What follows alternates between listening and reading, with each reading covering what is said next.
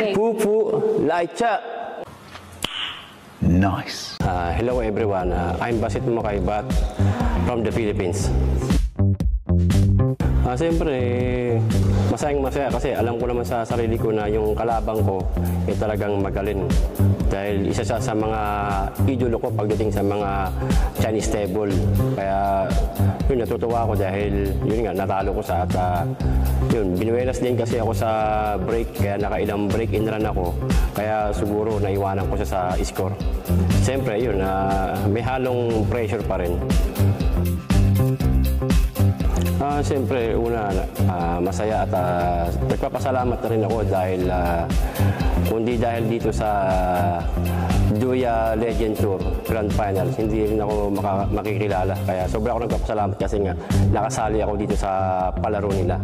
At yun, siyempre, una din, masaya ako dahil first time kong sumali dito. At ito nga, nakarating ako ng top 8 at sana magtuloy-tuloy pa. Siyempre, siguro ganun talaga dahil kahit alam ko sa sarili ko na mas magaling siya sa akin, siyempre hindi naman natin alam kung sino talagang dahil paswertehan lang yan eh. At doon sa mga nagdamdam, siguro sorry na lang. Malaking pagkakaiba ng Chinese table at saka American pool kasi dito sa Chinese table talagang mahirap, small pocket at hindi madaling paglaruan.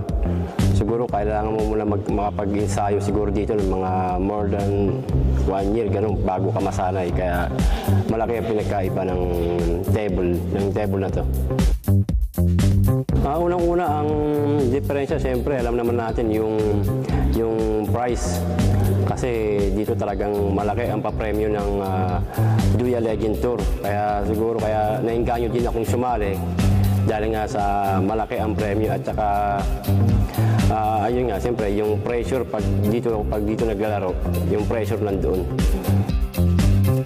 Of course, lahat naman gusto mag-champion eh. Siyempre, pagka nangyari yun, sana ako yung pala rin. Siyempre, big prize at saka siyempre,